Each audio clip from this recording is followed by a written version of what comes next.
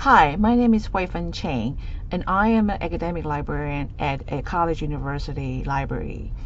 This instructional video and the resources that I am sharing with you are created primarily geared towards information services for students in colleges and universities.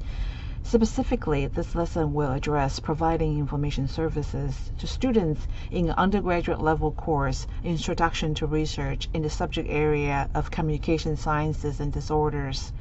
Although this lesson is about providing assignment sources in a context of a course, I believe the instructional strategies we are covering in this lesson are applicable to information services for undergraduate students in all disciplines and in general. So here are the three learning outcomes for this instructional video.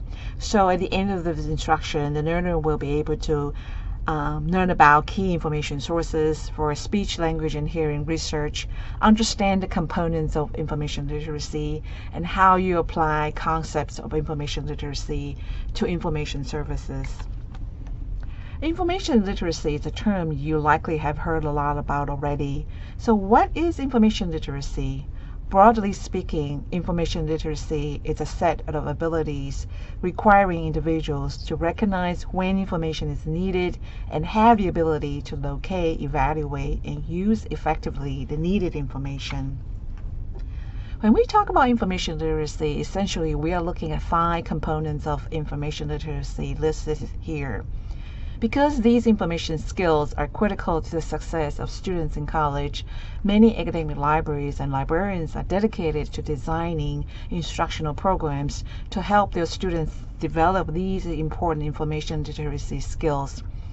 Information literacy, in many respects, can also function as guiding principles for your information services to students at academic library.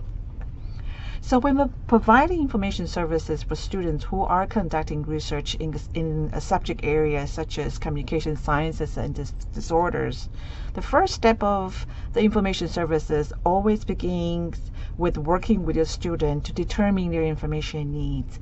It's very common that a student come to you with a very broad research topic in mind. So work with your student to define and refine a research topic. Ask these questions as listed on the screen to help you work with your student to define that research topic. Once the extent of information needs is determined, the next step is to identify appropriate information sources based on the information needs. We all know that knowing your collection is the foundation for all good information or all effective information services. If possible, get familiar with your library collections. And because most university libraries have a large collections of books, academic journals, so knowing your collections may never be an easy task. Luckily, many university libraries provide a search engine or a discovery tool that allows the user to search across library main collections. So get to know how to search in these research tools will help you effectively identify information sources for your patron. In addition, get to know the databases which your library offers. For speech and communication disorders, PubMed and Medlines are 2 key health information databases for research in speech pathology. Linguistic and Language Behavior Abstracts is a key database for linguistic research and a valuable resource for speech, hearing, and language pathology research.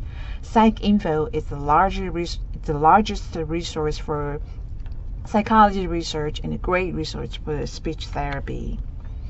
One key reason you would recommend students to use information sources from the library is because the peer-reviewed scholarly literature. In fact, many teaching faculty would require their students to use peer-reviewed scholarly literature for academic research projects.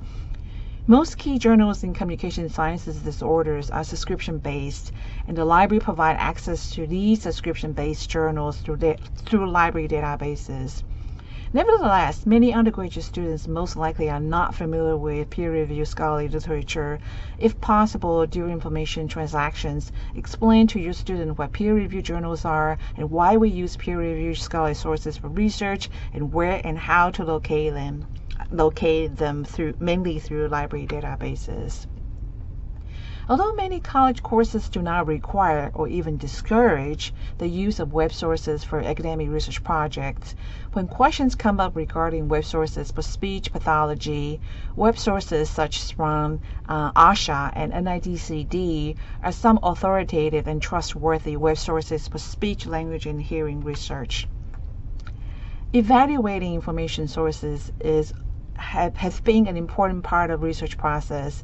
It's particularly important to evaluate internet-based information because internet sources vary widely in their authority, accuracy, objectivity, currency, and coverage. When working with your students about use of web sources, point out the importance of critically evaluating web sources and walk them through these general criteria for evaluating internet-based information.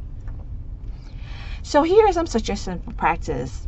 Use reference services to extend teaching and learning, and use concepts of information literacy as guiding principles for reference information services.